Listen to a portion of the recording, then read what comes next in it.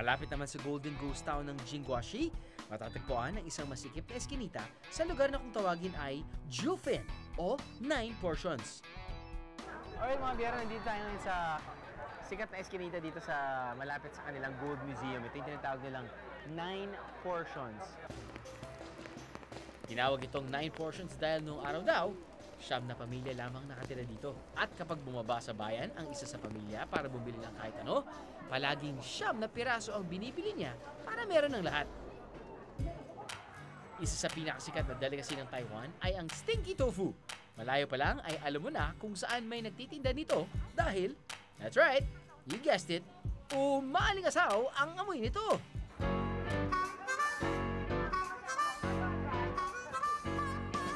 How much? 35? Here. Stinky. Yes? Why is it stinky? Because it's mabaho. So ito yung kanilang stinky tofu. And actually, hindi naman ganun kabaho. I mean, konting kurot sa ilong, pero hindi naman sobra. Now, may two kinds daw sila. Yung tofu na deep fried, both naman are deep fried, no? Deep fried, tapos ikaw nabara sa sauce, at yung stinky tofu. Susubukan natin yung stinky tofu nila na naglagay siya ng parang cabbage. Coleslaw type.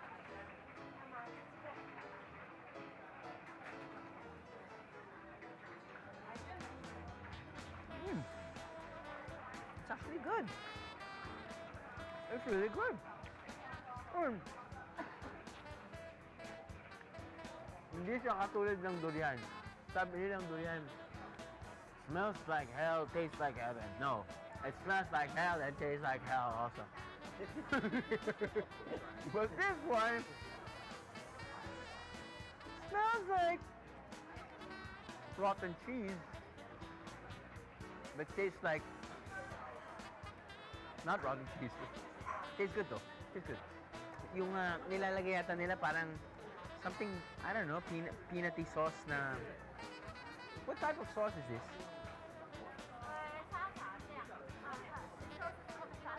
Cha-cha. What's inside? Fish sauce. Kaya pala nangangamoy siya dahil naglalagay sila ng fish sauce or patis. Sarap! Sarap siya. I think second version nila is just deep fried tofu.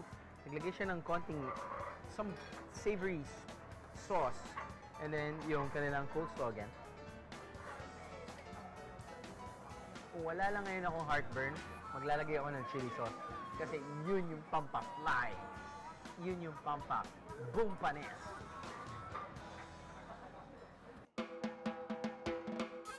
Iba't iba pang mga pagkain na kakaiba ang makikita sa 9 Portions. Tulad nito, ice cream na binalot ng lumpia wrapper, binudburan ng mani, at coriander o wansui. Lumpia wrapper na kiniskis, ano ba tawag dyan? Grenade na peanut, tapos naglagay sila ng ice cream. Red bean, pineapple, or taro, which is sa atin, similar to ube. But, that's one. Coriander. Okay, sure. Hindi ko alam kung anong lasa niyan, but it's weird. Lumpia wrapper, tapos nun may peanut, tapos nun may ice cream. Okay lang yun eh, pero may coriander. Weird. Thank you. Thank you. Very interesting texture. Parang siyang okay, nangyari niya parang, alam mo yung mamang sorbetero na may dirty ice cream, tapos may dalang tinapay, parang ganon. Ito, lumpia wrapper.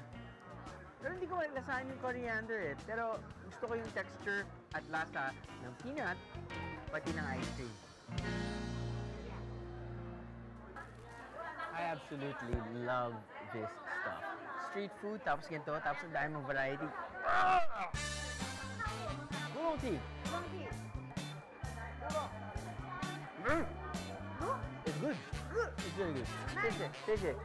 Kadalasang masikip ang eskinitang ito dahil sa mga dami ng turista. Halos 2 dipa lamang ang lapad ng iskinita, kaya kapag may blockbuster na pila sa isang tindahan, asahan na hihinto o babagal ang paglalakad ng mga taong dumaraan dito. Okay. Yung mga tinikman natin kanina, yun yung mga old-fashioned, traditional turo-turo or street food, no? Ito naman yung medyo new generation, new wave. And sikat din daw ito. So, we shall try... Hi. Oh, really? 3? Oh, thank you so much. Man. Xie. Oh, more. Oh, cool. There you go. Sarap talaga. Basta meron lang tayong camera, tapat mo lang, libre. The power of the media. Just don't overdo it. Yes. Anyway. Wow. Okay. Puff pastry. Puff pastry, para siyang croissant, pero hindi natin alam kung ano nasa loob. Custard maybe? I don't know.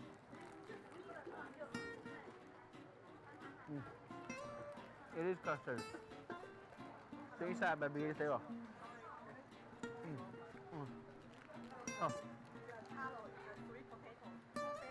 Oh, sweet potato. Yes, taro. And this is taro. I'm gonna get full. Sisya, okay. Taro naman yung ano. Okay, sweet potato ang nasa loob nito. Ito, taro naman yung filling.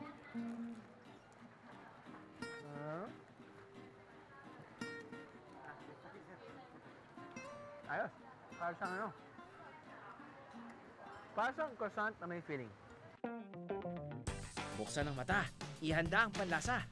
Huwag matakot tumikim ng kakaibang pagkain dito sa Taiwan. Para siyang ano,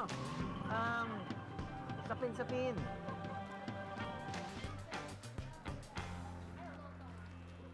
Ayos na ako. Pwede na. Speaking of kakaibang pagkain, isang hole-in-the-wall restaurant ang aming nadiskubre. Nakatago ito sa isang eskinita ng Taichung City. Ang Kai Shen Halogen Meat Food Restaurant. Medyo mouthful ang pangalan ng restaurant to. Ang mga pagkain nila rito, sikat daw sa lahat. Mapamasa man o may kaya. Traditional Chinese cuisine na over 100 years old na ang recipes na inihahain nila.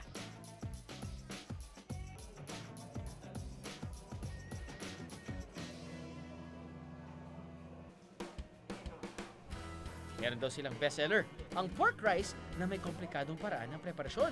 Inilalagay ang itlog sa ibabaw ng mangkok na may kanin. Dinudurog ang itlog at nilalagyan ng ketchup. Komplikado!